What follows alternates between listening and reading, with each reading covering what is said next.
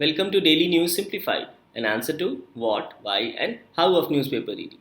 Today, we are going to discuss the important issues appearing in the New Delhi edition of the Hindu newspaper dated 19 June 2019. The news to be discussed has been presented on the screen, and timestamping for the same has been provided in the description box below. So, let's start our today's discussion. The first news appears as a lead article on page number 10. It says, an idea whose time may not have come. Now, this article is about simultaneous elections, where the former Chief Election Commissioner S.Y. Qureshi has mentioned about simultaneous elections. It mentions that the debate on simultaneous elections is useful and it could throw up other reforms to clean the electoral process. Now we understand that this idea of holding simultaneous elections both for general election, that is Lok Sabha, as well as for state legislative assembly has been going around for quite some time. However, this particular idea is now being focused by the Prime Minister with the concept of one nation, one election. So, in this aspect, let us understand certain basic facts not only with respect to simultaneous elections but also how the idea of simultaneous election may impact the federal structure of the Indian polity. As we all know that federal structure is also one of the basic features of the Indian Constitution. Now this topic also becomes important as a question in the year 2017 was asked in GS paper 2. The question read, simultaneous elections to the Lok Sabha and state assemblies will limit the amount of time and money spent in electioneering, but it will reduce the government's accountability to the people. Discuss.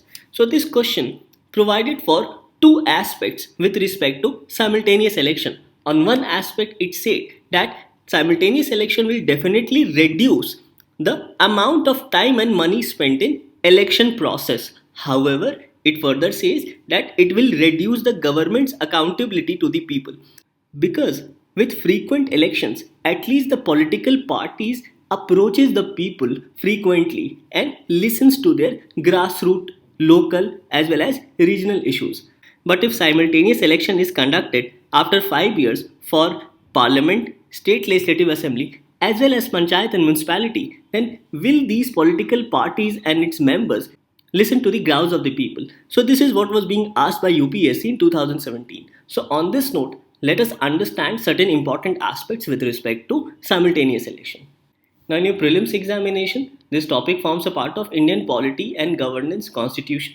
As well as in your mains, it gets covered under GS paper 2 under governance and constitution, specifically with respect to Indian constitution, salient features of representation of People's Act, as well as appointment to various constitutional posts, including that of election commissioners. We know that India got its independence on 15th August 1947 and we enacted our constitution on 26 January 1950. And this constitution under Article 1 provides for union and its territories. It says that India, that is Bharat, shall be a union of states and the states and the territories thereof shall be specified in the first schedule. It further says that the territory of India shall comprise of the territories of the states and union territories specified in the first schedule and also such other territories as may be acquired. I have explained you about Article 1 because it provides for a federal structure to the Indian Constitution, and because of the federal structure we have a parliament as well as state legislative assemblies. In both parliament and state legislative assemblies, elections are held after every 5 years. So this is the demand to hold simultaneous election of parliament along with all other state legislative assemblies together. Now, because of the federal structure, both the parliament and the state legislative assemblies have powers to enact laws under various entries as provided in the 7th schedule. This 7th schedule derives its power from Article 246. The 7th schedule mentions about union list, state list as well as concurrent list. So this is a backdrop with respect to the federal structure of the Indian Constitution.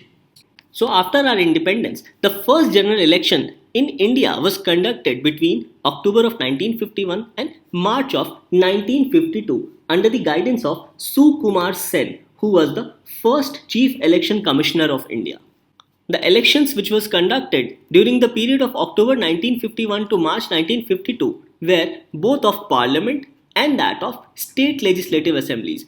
So under the guidance of Sukumar Sen, India conducted simultaneous elections both for parliament as well as for state legislative assemblies. And this process to conduct simultaneous election continued till the year 1967. Now, during those times, Congress held majority both at the parliament and also in various state legislative assemblies. So, it was easy to conduct such simultaneous elections till Congress enjoyed huge majority. However, with time, the clout of Congress as a political party reduced, giving rise to political instability both at the center and in the states. And this instability and rising local demands also led to the emergence of various regional political parties across India. And this also led to certain instability of various state governments. And slowly, this entire process of holding simultaneous elections came to a standstill because of the constitutional need to have a majority in state assemblies.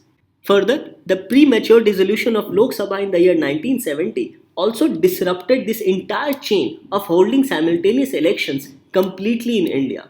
So it was after 1970 that simultaneous elections in India have not taken so far. Further, the Constitution 73rd and 74th Amendment provided for the establishment of panchayats and municipalities. So now there is a call by the Prime Minister of India with respect to one nation one poll, where the demand is to hold simultaneous election not only for the parliament, for the state legislative assemblies, but also for the municipalities as well as panchayats. So on this note, let us understand the merits as well as demerits with respect to holding simultaneous elections in India. Now, before understanding the merits and demerits of a simultaneous election, we must also understand the compulsion of a coalition politics, as prior to 2014 there was an era of coalition politics, and this also has certain impact on Indian polity. Now, with respect to the merits of simultaneous elections to Lok Sabha, state assemblies as well as panchayats and municipalities will provide continuity, consistency and stability in governance throughout the country. Further, the entire country after the completion of election process can focus on governance for uninterrupted period of 5 years. Further, it will reduce massive expenditure on election exercise in the entire country. Now, with respect to massive expenditure, this article has highlighted that the 2019 general election was the most expensive on record, as a whopping 60,000 crore rupees was reportedly spent on the whole exercise. Hence, having a simultaneous election will reduce this massive expenditure not only of the government but also reduce expenditure of the political parties. Now, frequent election in state assemblies leads to imposition of model code of conduct, which effectively restricts introduction of new development programs and schemes in the state. So, in the case of simultaneous election, there will be no imposition of model code of conduct on a frequent interval. And this will allow both the parliament as well as the state legislative assemblies to not only devise new schemes but also to implement them without having the fear of imposition of model code of conduct. Further, simultaneous elections will allow a stable 5-year term to the political parties in power, and it will help them in focusing towards implementing their political manifestos as well as government schemes. Further, this implementation of new schemes as well as manifesto of political parties will also be beneficial for the public at large, as it will improve productivity of work and also have a positive impact on the economy. Further, no election for a period of 5 years will also have a positive impact on the social harmony. As highlighted in this newspaper, it says that political parties are almost at each other's loggerhead during election season, and there has been constant political bickering against each other. And this has also lowered the quality of debates with respect to political parties. And this constant and continuous bickering of political parties at each other during an election process also has an impact on social harmony because of excess use of caste and religion during election campaigns. So a period of 5 years where there is no election will definitely have a positive impact on the social harmony in the society, which is also very important for its growth and development. So these can be said to be some of the merits with respect to holding simultaneous elections in India. Now, India has a federal structure and also a multi-party democracy where elections are held for state assemblies and Lok Sabha separately. So, basically, the voters are better placed to express their voting choices, keeping in mind two different governments based on two different narratives. That is, on one aspect, there is a national narrative, and on the other aspect, there is a regional and local narrative or local issues, we can say. So, in this backdrop, let us understand some of the demerits with respect to holding simultaneous elections with respect to Indian federal polity. Now, first is with respect to premature dissolution of both the parliament or respective state legislative assemblies. Now, such a premature dissolution might impact or might disrupt the process to hold simultaneous elections. So, there has to be a way out with respect to a case of premature dissolution. Now, as we have already highlighted, that regional and local issues might get submerged in a national narrative when elections are held simultaneously, both for the state assemblies as well as at the parliament. Now, in case of simultaneous elections, bigger political parties and such political parties who are more established and who are better funded have advantage over small regional parties. Further, even the corporates would favor a uniform government at the center, and with respect to such uniformity, they will always favor bigger political parties and they will end up provided political funds to such bigger political parties. So this leaves smaller and regional parties without sufficient cash or fund to contest polls. Further, frequent elections make the political parties accountable to the public at large. So when there is no election for a say for a period of 5 years, then there will be a sort of lack of political accountability towards the people for a certain period. Further, simultaneous polls may lead towards centralization of power as it also impacts the federal spirit. Further, frequent elections are in sync with the federal spirit of the Indian Constitution as local, regional, and national issues are not submerged. Further, it also gives more space to states with respect to conduct of elections. So, holding simultaneous elections may impact the federal spirit with which the Constitution of India was envisaged. So, these can be said to be some of the demerits with respect to holding simultaneous elections in India. Now, the Law Commission in its 170th report had suggested that election of some of the state legislative assemblies whose term is ending 6 months after the general elections of Lok Sabha can be clubbed. Now, let us understand this through an example. Suppose if the general election to the Lok Sabha is to be held in May, so such state legislative assemblies whose term is ending till November or even prior to November can be clubbed along with the Lok Sabha elections. So, such legislative assemblies whose term is ending within this period of 6 months where the general elections are held can be clubbed together and a simultaneous election of such legislative assemblies can take place. Further, the Standing Committee on Personnel, Public Grievance, Law and Justice has submitted a report on the feasibility of holding simultaneous elections to Lok Sabha and state legislative assemblies in December 2015. Now, the committee recommended that elections for state legislative assemblies can take place in two phases. It stated that elections to some legislative assemblies can be held during the mid-term of Lok Sabha, that is after 2.5 years of Lok Sabha, and elections to the remaining legislative assemblies can be held with the end of the term of Lok Sabha or along with the general election. Further, even the Niti Aayog in its 3 years action agenda has suggested for a two-phase election. As the Niti Aayog said that this will require a maximum of one-time curtailment or extension of some of the state assemblies, and to implement this in the national interest, a focus group of stakeholders comprising constitution and subject matter experts, think tanks, government officials and representatives of various political parties should be formed to work out appropriate implementation with respect to details on conducting state legislative assemblies in two phases. Further, the Niti Aayog has suggested that all elections in India should happen in a free, fair, and synchronized manner so as to cause minimum campaign mode disruption to governance. So it is in this direction that Niti Aayog has suggested to move towards switching to a synchronized two-phase elections of state legislative assemblies. First during the midterm of Lok Sabha and second during the end term of Lok Sabha. So after understanding the entire concept with respect to simultaneous elections, these are some of the suggestions as highlighted by the author.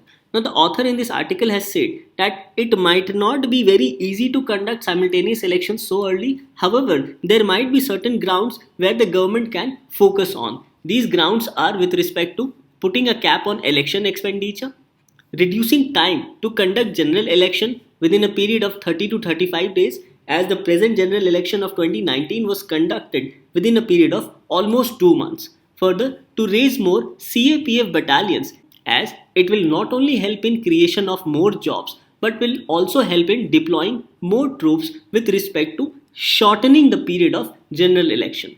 Further, the article has highlighted that such an idea to hold simultaneous election should not be forced on political parties, and it must be achieved through political consensus along with electoral reforms. So these are some of the suggestions as provided by the author in this particular article with respect to holding simultaneous elections. So we understand that this article becomes extremely important. So after understanding in depth about simultaneous elections, I hope you will be able to answer this question asked in UPSC mains. With this, let's move on to our next news discussion.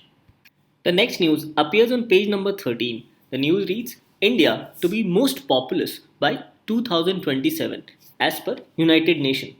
According to the report of World Population Prospect 2019, it says that India is expected to have 1.64 billion inhabitants by 2050 and China will have only 1.4 billion. So basically by 2050, as per the report, India will overtake China in terms of population. So this report of United Nations becomes extremely important with respect to understanding our Indian society. Hence, this topic becomes crucial. As you can see, questions have been asked both in GS paper 1 as well as GS paper 2. The question asked in the year 2015 in GS paper 1 was, critically examine whether growing population is the cause of poverty or poverty is the main cause of population increase in India. Another question asked in the year 2016 was in GS paper 2. Now this question was particularly with respect to demographic dividend. It said that demographic dividend in India will remain only theoretical unless our manpower becomes more educated, aware, skilled and creative. What measures have been taken by the government to enhance the capacity of our population to be more productive and employable? So we understand that this particular question was with respect to demographic dividend, employability as well as productivity of the working age population. So this topic of growing population becomes extremely important and hence gets covered under GS paper 1 with respect to salient features of Indian society and in GS paper 2 specifically with respect to issues relating to poverty and hunger. And your prelims examination, it becomes an aspect of social and sustainable development. Now before understanding the highlights of this report, first of all let us understand about demographic dividend. Now demographic dividend occurs when population in a country of working people in the total population is high, as this high population of working people indicates that more people have the potential to be productive and can contribute to the growth of the economy. So basically demographic dividend refers to the percentage of working age population as compared to the total population. Now this particular report describes working age population between 25 to 64 years. So demographic dividend highlights that when working age population of a particular country is high, then it means or it indicates that more people are engaged or have the potential to be productive and contribute to the growth of the economy. So basically demographic dividend is directly related to growth of an economy through its people. Now population by itself does not ensure productivity or economic growth of a country. So basically, country, in order to reap the demographic dividend, they need to put in place appropriate policies with respect to social, economic and political consideration, or social, economic or political aspect, in order to absorb the rapidly growing labor force or workforce. Thus, there is a need for adequate reform in the fields of health, education, as well as financial inclusion in order to provide adequate employment opportunities to the working age population. So, we can say that reforms in health, education, as well as financial inclusion is a essential prerequisite to ensure that young population in a working age group of a particular country can be converted into an asset, as the working age population of any country also contributes in the growth of the economy. So this is the backdrop with respect to demographic dividend. Now, as per the report, India is expected to add 273 million people by the year 2050, and this is the largest national increase in the world.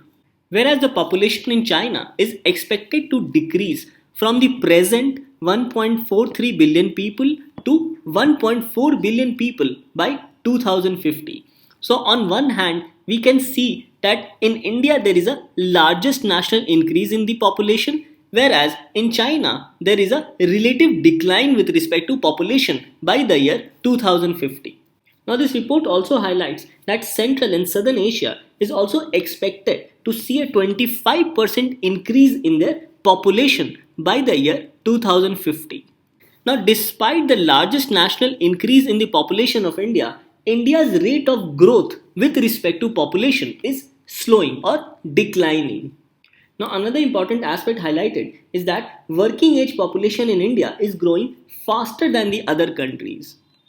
And as we have seen earlier, the working age population here refers to age of 25 to 64 years. So India, in order to reap the demographic dividend, must ensure or must have proper policies in place in order to absorb the labor force. So we can say that since the working age population in India is growing faster than other countries, hence there is an opportunity for accelerated economic growth in the country. However, this growing demographic dividend will peak by 2047. So this basically means that after 2047, the percentage of working age population of the country will start declining. So it is in this aspect that India needs to focus on investment in the field of education as well as other aspects of financial inclusion, as it will provide security to such aging population. So this can be said to be some of the highlights with respect to India. Now globally, post-working age group is growing the fastest. That is the age group of 65 years and above. The report highlights that in the year 2019, that is as of now, 1 out of 11 people are above the age of 65 years, whereas by 2050, only 1 out of 6 people will be above the age of 65 years. Further, the report also highlights that in the year 2018, people above the age of 65 years in 2018 are more as compared to children between the age group of 0 to 5 years. Hence, we have more aging population as of now as compared to children. So these can be said to be some of the highlights as represented in this particular news. Now, apart from these basic facts as reflected in the newspaper, let us also go through some of the important highlights of this particular report. Now, the highlights of the report are: first, the world's population continues to grow, albeit at a slower pace than at any time since 1950. So it mentions that the world population is still continuing to grow, but at a slower pace. It further mentions that sub-Saharan Africa will account for most of the growth of world's population over the coming decades, while several other regions will begin to experience decreasing population numbers. So basically, the sub-Saharan African region will see or will account for most of the growth of world's population. Third, it says that two-thirds of the projected growth of the global population through 2050 will be driven by current age structures, So it means that globally the number of young people entering reproductive years is much larger as compared to their parents' generation. So it says that two-thirds of the projected growth of the global population through 2050 will be driven by current age structures. It will occur even if childbearing in high fertility countries today were to fall immediately to around 2 births per woman over a lifetime. So it means that even if the global fertility of the world is to decline, then this percentage of young people entering reproductive years will be much larger than their parents' generation. And this continued rapid population growth presents challenges with respect to sustainable development. Further, it says that several of the world's largest countries will drive much of anticipated global population change. Another aspect highlighted is that a growing number of countries are experiencing a decrease in population size, and this is due to sustained low levels of fertility and in some places high rates of emigration. So, low levels of fertility and high rates of emigration are also the reason with respect to decline in population size of certain countries. Now, as you can see in this particular graph, it says that population growth continues at a global level, but the rate of increase is slowing and the world's population could cease to grow around the end of the century. Moving further, it highlights that in some parts of the world, populations are still relatively young, and in some countries, the number of people in the working ages is growing faster than in other age groups. Now, this we have already seen, and this creates a window of opportunity with respect to rapid economic growth known as demographic dividend. The report further mentions that historically low levels of fertility combined with increased longevity ensures that populations in virtually all countries and areas are growing older. So basically, low levels of fertility combined with increased longevity ensures that population in all countries and areas are growing older. It further mentions that global population trends are driven largely by trends in fertility, especially in the average number of live births per woman over a lifetime, and this has fallen markedly over recent decades in many countries. Further, it mentions that some countries continue to experience high level of adolescent fertility. Now, adolescent fertility here refers to birth given by mothers from age 15 to 19 years. The report further highlights that life expectancy at birth for the world has reached to 72.6 years in 2019, and this has added 8 more years since 1990. So basically, in the last 29 years, life expectancy has improved by 8 years and is currently at 72.6 years as of now in 2019. Now, this particular picture highlights the rankings of the world's 10 most populous countries from 1990, 2019, 2050, and 2100. So, as you can see, that in the year 1990, it was China led by India. Similarly, 2019, it is still China led by India. However, by the year 2050, India will replace China as the most populous country of the world, and China will become second. As we have seen that in China there will be a decline in population. Now further, the report highlights that the gap between mortality and longevity has increased. However, overall the gap still remains wide. It says that life expectancy at birth in the least developed countries as an age group lags 7.4 years behind the global average, and this is mainly due to persistently high child and maternal mortality rates, that is death of children and mother, as well as consequences of conflict and continuing impact of HIV related mortality in some countries. So because of these aspects related to child and maternal mortality, the gap between mortality and longevity still remains high in some of the least developed countries. It then highlights that in some parts of the world, international migration has become a major component of population change. And the last point highlighted in this particular report is that international migration can accentuate decreasing population size in some countries where the number of deaths exceeds the number of births. So basically it's highlighted that migration can be beneficial for those countries whose population is decreasing. So to conclude, we can say that understanding global population trends and anticipating the demographic changes are crucial to the achievement of Sustainable Development Goals of 2030. Thus, the United Nations population estimates and projections form a comprehensive set of demographic data to assess population trends at global, regional, and national levels. And they are also used in calculation of many of the key development indicators. The next article appears on page number 10. It says, Building Confidence Bit by Bit. Here, the word BIT refers to Bilateral Investment Treaties. It says that Indian bilateral investment treaties need to strike a balance between foreign investor interest and those of the state.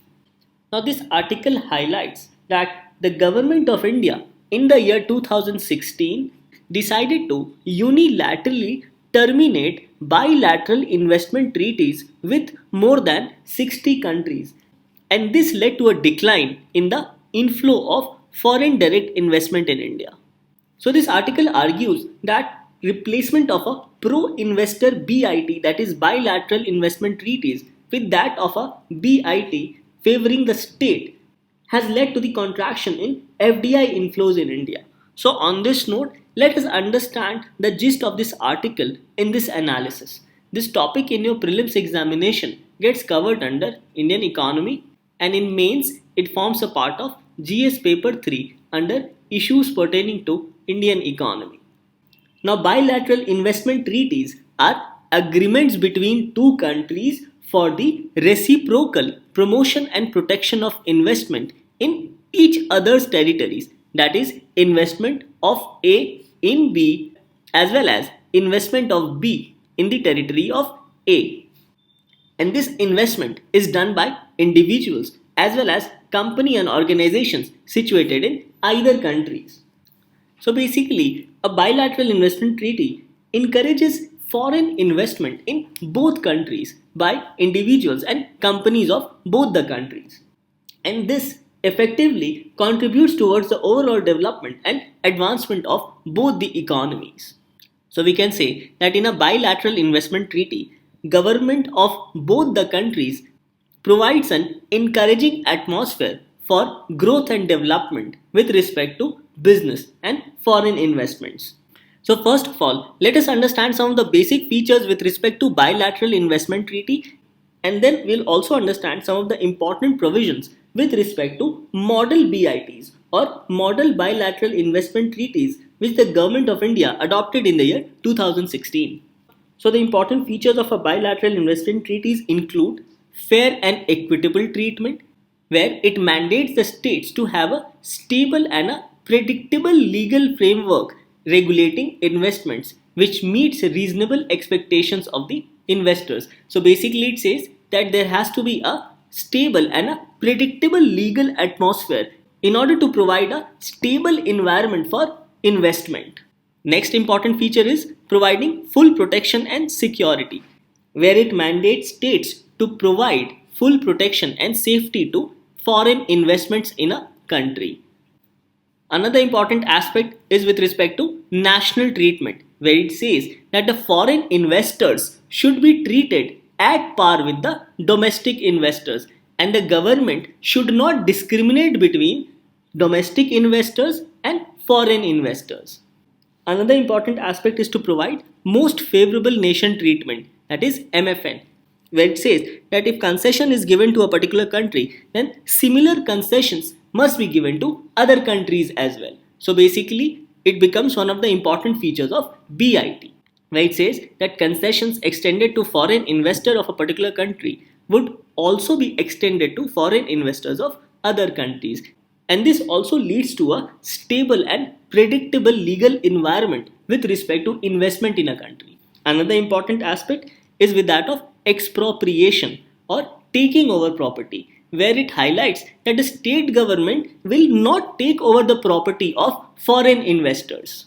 Thus, it highlights that expropriation bars the government from expropriating or taking over the foreign investments except under exceptional circumstances, and such exceptional circumstances must be defined under the bilateral treaty. Further, it talks about repatriation of investment and returns. So basically, it means that whatever profit these investors or these companies earn should be easily repatriated in their home country without much restriction.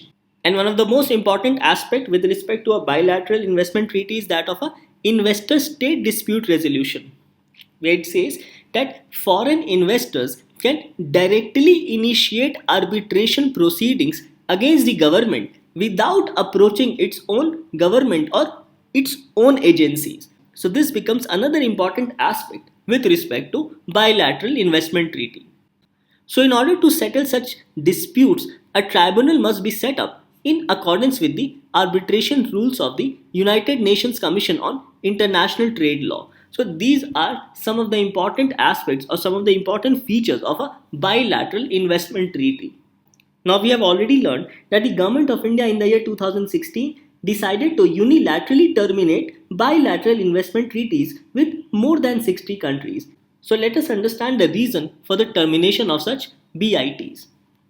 First reason mentions that the BIT signed by India gave extensive protection to foreign investment with scant regard or very little regard for states' own interest. And this became one of the major reasons to scrap the bilateral investment treaty, as it did not take into account India's concerns and highlighted more on providing extensive protection to the foreign investments. Now, an example has been given in this article is that a number of foreign corporations slapped investor state dispute resolution, that is ISDS, notices against India, and this notice challenged different regulatory measures such as imposition of retrospective taxes, which was in the case of Vodafone, cancellation of spectrum licenses, and also with respect to revocation of telecom licenses. So these different cases filed by different organizations against the government of India led to a fundamental rethink and review of the bilateral investment treaties with India and that of other countries. And this ultimately led to the adoption of Model Bilateral Investment Treaty in the year 2016, which was more in the favor of Government of India as compared to favor of the investors. And this is what has been highlighted in this article, that because of adoption of Model BIT in 2016, there has been a contraction or decrease in FDI inflow in the country. So after understanding the reasons for termination of BITs, let us also understand some of the important aspects with respect to Model BIT, which was adopted by the Government of India in the year 2016. So the first important provision of Model BIT is with respect to the definition of enterprise-based investment.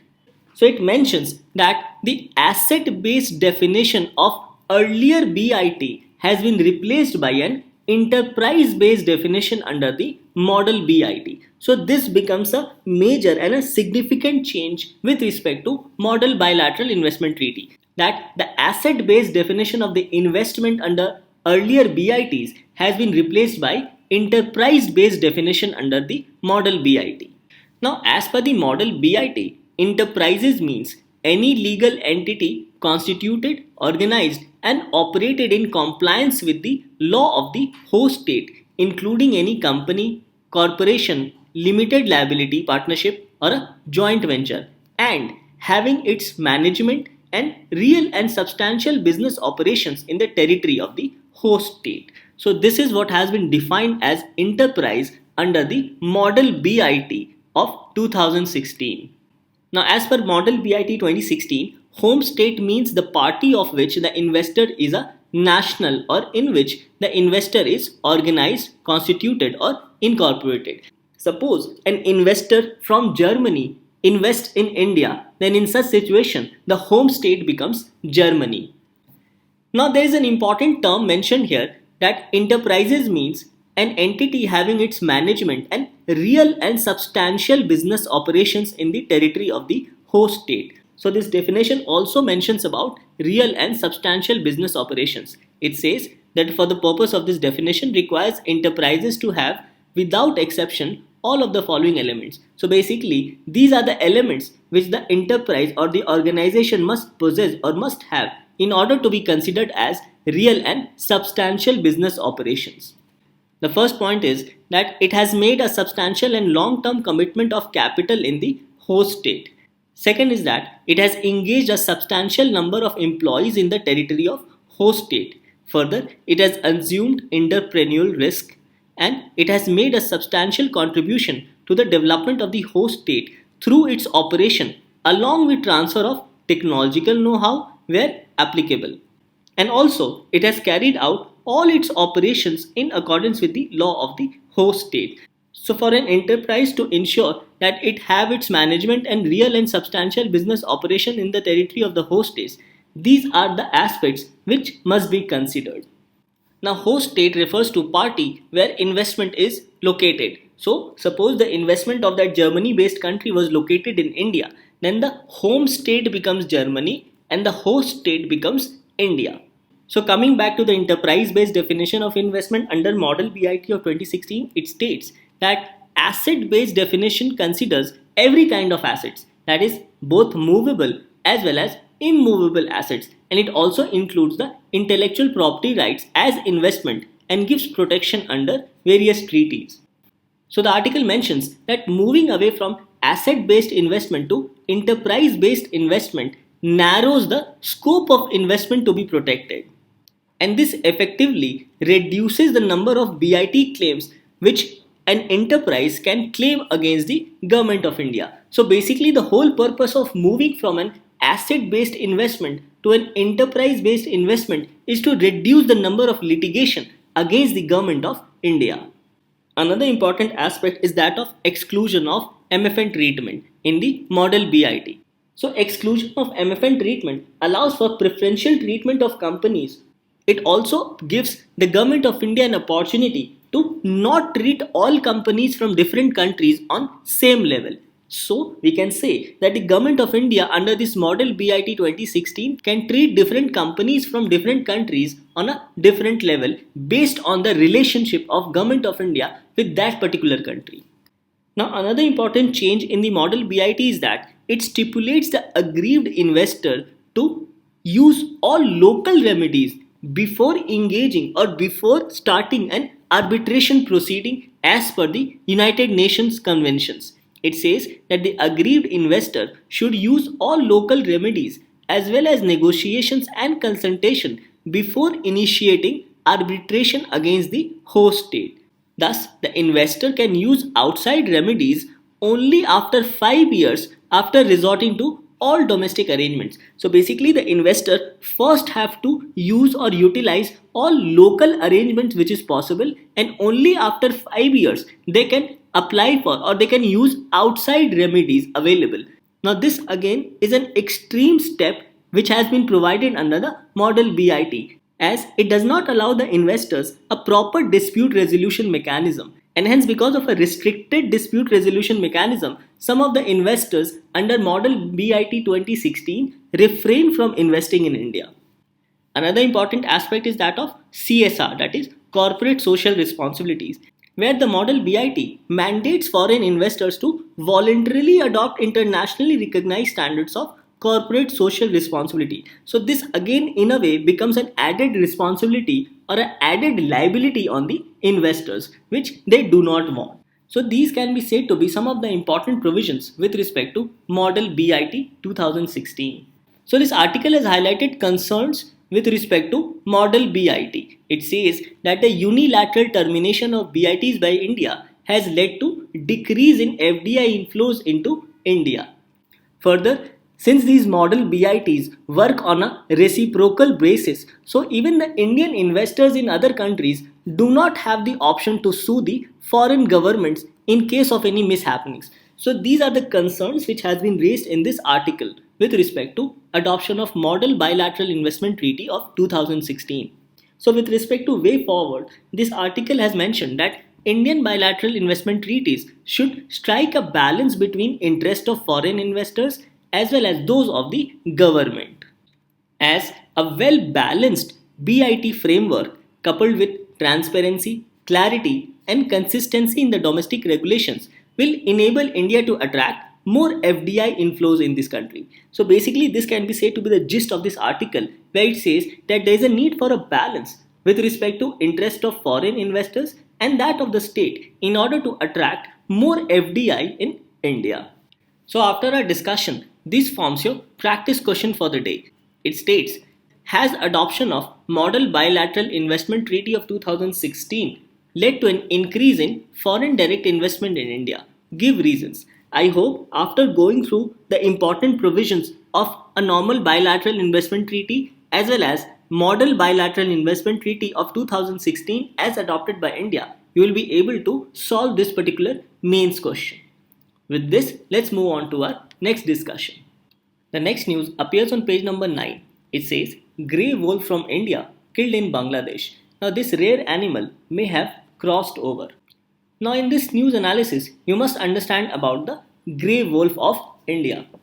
Under the IUCN Red List, it is mentioned as least concern, as you can see here. Under the Wildlife Protection Act of 1972, in view of threats faced by this animal, it has been placed in Schedule 1 of Part 1. And it has also been mentioned in Appendix 1 of CITES, that is Convention on International Trade in Endangered Species of Wild Fauna and Flora. Now, this Indian wolf inhabits areas dominated by scrub, grasslands, and also semi-arid pastoral agro-ecosystems. However, in the eastern part of India, especially in Orissa, Bihar, and West Bengal, these Indian wolves are known to inhabit moisture low density forested habitats. So these can be said to be some of the important aspects with respect to grey wolf from India. First of all, under IUCN Red List, it is listed as least concern. It has been mentioned under Schedule 1 of Wildlife Protection Act, and it has also been mentioned under Appendix 1 of CITES. The next news appears on page number 1. It says, uptick for India on sanitation in UN report. Major drop seen in open defecation. This news highlights about a joint monitoring program report which mentions about progress on drinking water, sanitation and hygiene from the year 2000 to 2017 with respect to special focus on inequalities, and this report has been presented by UNICEF as well as World Health Organization. Now this report highlights that India has made great gains or significant gains in providing basic sanitation facilities since the start of millennium, that is since 2000, and this progress accounts for nearly two-thirds of the 650 million people globally who have stopped practicing open defecation between the year 2000 to 2017. Further, this report mentions that India has increased the percentage of its population having access to protected drinking water with respect to a source which is less than 30 minutes away, which was 79% in the year 2000, and this has increased to 93% in the year 2017. So basically, the government of India has improved the access to provide protected drinking water to its residents. In this aspect, the report has highlighted about the progress made by India's Swachh Bharat mission and says that India's Swachh Bharat mission has been an example and inspiration for other countries, especially in Africa, including East and South Asia. So these are some of the important highlights of this particular report. However, there are certain concerns as well which has been raised by this report. First concerns is with respect to huge gaps in quality of services provided. It says that despite significant success or progress which has been made towards achieving universal access to basic water, sanitation and hygiene, still there are huge gaps with respect to quality of services being provided. It further mentions that around 2.2 billion people around the world do not have safely managed drinking water services and 4.2 billion people do not have safely managed sanitation services, whereas 3 billion lack basic hand washing facilities. So these are some of the concerns with respect to safe drinking water services, safe sanitation services and basic hand washing facilities which these people around the world lack. With respect to India, it says that in India, there has been absolutely no growth in the population with access to piped drinking water facilities. And the percentage of households getting piped drinking water has remained stagnant at 44% over the last 17-year period.